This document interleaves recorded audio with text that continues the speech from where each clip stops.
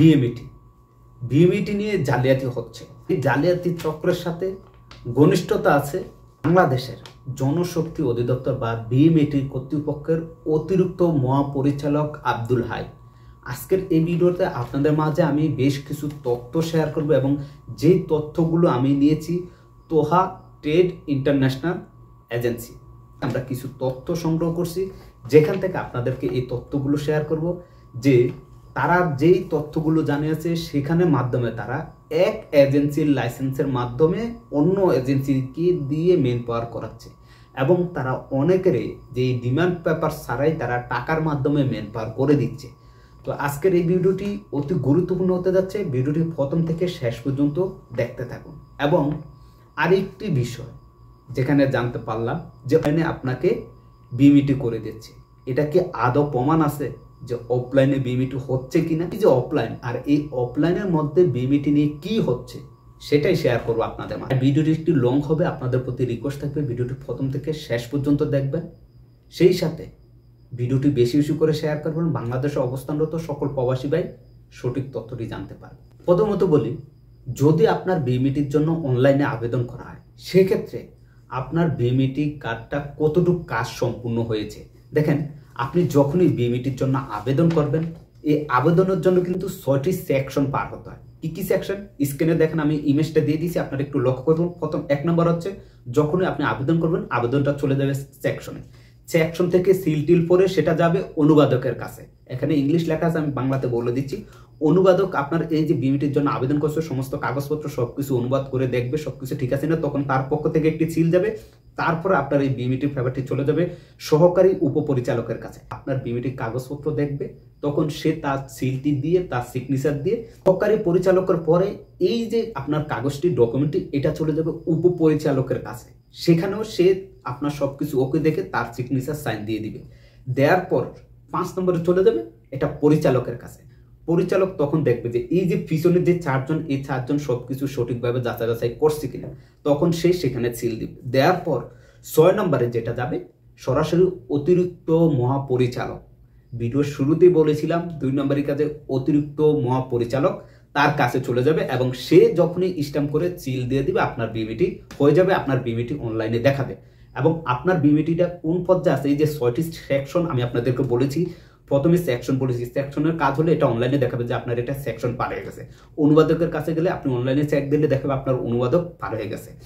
বিএমইটিটা কোন পর্যায়ে আছে অনলাইনে আবেদন করলে এগুলো দেখা যায়। এবার আসা যাক অফলাইন। অফলাইনে কিন্তু আপনি যে আবেদন করছেন সেটা দেখাবে না। মূলত বাংলাদেশে অফলাইন বর্তমানে বন্ধ আছে, অফলাইনে বিএমইটির জন্য আবেদন করা যায় না। যারাই আপনাদেরকে বলতেছে এর মধ্যে 2 নম্বরটা কি সেটা আপনাদের মাঝে। বেসরকারি সংস্থা ব্র্যাকের একটু অনুসন্ধানে দেখা গেছে বাংলাদেশে 2024 সালে কিছু এজেন্সি 2 নম্বরের কারণে এবং কি বিএমইটি কর্তৃপক্ষের 2 নম্বরের কারণে 24 সালে প্রায় সৌদি আরব থেকে 48,000 প্রবাসী ভাই বাংলাদেশে ফিরে গেছে কোনো ধরনের কাজ না পেয়ে, পুলিশের কাছে ধরা খেয়ে তারা দেশে চলে গেছে। আপনাদেরকে বয়সটা শুনাই স্ক্রিনে, আপনারা বয়সটা শুনুন। প্রসেসে এই কাজগুলো করে নিতে সেম এই এখন যেভাবে এডিজি টেবিল থেকে নিয়ন্ত্রণ করতেছে, ডাইরেক্টর থাকতে 19 সেম ভাবে নিয়ন্ত্রণ করছে। তাও রুবেল নুরজান ও সেলিম এরাই যে তথ্যটি আপনাদের মাঝে শেয়ার করব, এই সকল তথ্যগুলো আমি ইন্ডিপেন্ডেন্ট চ্যানেলের যে তালাশটি তাদের ভিডিও থেকে এই তথ্যগুলো আমি নিয়েছি ভাই। আমি এখানে কোনো মিথ্যা ছড়াবো না, আমি তাদের কাছ থেকে যে তথ্যগুলো নিয়েছি সেগুলো আপনাদের মাঝে শেয়ার করব। তালাশ টিমের কাছে যে তথ্যটি আসে যে বাংলাদেশের বেশ কিছু এজেন্সিগুলোর নাম বলে দিই।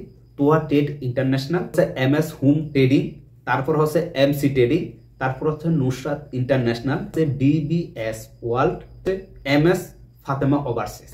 এরপরে আছে আরেকটি বিষয় যেটা হচ্ছে গিয়ে ইফতি ওভারসিজ। এই যে আপনাদেরকে এজেন্সিগুলোর কথা বলছি, এবার আসেন মূল বিষয়। এই তথ্যগুলো তালাশ টিমের ভিডিও থেকে নেওয়া হয়েছে। এজেন্সিগুলো আছে তোহা ট্রেডলাইন্স, তারা 68টি গ্রুপ ভিসা, যেই ভিসা তারা সিঙ্গেল ভিসা হিসাবে মেন পাওয়ার নিয়েছে কোনো ধরনের ডিমান্ড লেটার ছাড়া, অ্যাসিস্টেশন পেপার যেটাকে বলে। এই পেপারটা ছাড়া আপনার বিবিটি হচ্ছে না। কিন্তু এই যে তোহা যে ইন্টারন্যাশনাল এজেন্সি আছে তারা যেটা করছে এই কাগজপত্র ছাড়াই আপনার 68টি গ্রুপ ভিসা, যে গ্রুপ ভিসাটি আছে যেখানে বাংলাদেশ বিএমইটি কর্তৃপক্ষের কাছ থেকে সাফ জানিয়ে দেওয়া আছে, তাদের অনলাইনে আপনি দেখতে পারেন, যেখানে বলা হয়েছে গ্রুপ ভিসার ক্ষেত্রে বিএমইটি কর্তৃপক্ষ যাচাই বাছাইকরণ ছাড়া, তাদের যে অ্যাসিস্ট্যান্ট পেপার ছাড়া তাদের কাউকে কোনোভাবে বিএমইটি কার্ড প্রদান করবে না, এটা সম্পূর্ণভাবে বলা হয়েছে। এবং যারা এজেন্সির মাধ্যমে সিঙ্গেল ভিসা আছে সেগুলোর ম্যান পাওয়ারগুলো দেওয়া হচ্ছে বা হবে। তারপরও কিভাবে এই ভিসাগুলো সিঙ্গেল ভিসা হলো সেটাই তালাশ টিম কিন্তু বের করেছে। দেখেন, বাংলাদেশে সৌদি এম্বাসির পক্ষ থেকে অনুমতি দেওয়া মাত্র 29টা এজেন্সি।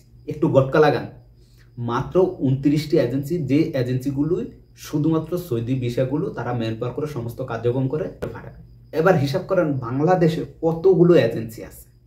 এই এজেন্সিগুলো সম্পূর্ণ কানেক্ট কোথায়? এই 29টা এজেন্সির সাথে। এই যে গ্রুপ ভিসাগুলো সিঙ্গেল ভিসা করছে এবং সিঙ্গেল ভিসা করে তারা ম্যান পাওয়ার করে লোকগুলো প্রবাসে পাঠিয়েছে কোনো ধরনের যাচাই বাছাই ছাড়া। আছে 68টি ভিসা, হোম ট্রেডিং এ আছে 32টি ভিসা, এমসি ট্রেডিং এ আছে 29টি ভিসা, নুসরাত ইন্টারন্যাশনাল আছে 52টি ভিসা, এবং কি ডিবিএস ওয়ার্ল্ড সেখানে আছে 28টি ভিসা, এবং এমএস ফাতেমা ওভারসিজ তাদের আছে 2টি ভিসা। সবগুলো গ্রুপ ভিসা তারা সিঙ্গেল ভিসা করে ম্যান পাওয়ার নিয়েছে। কিভাবে নিয়েছে?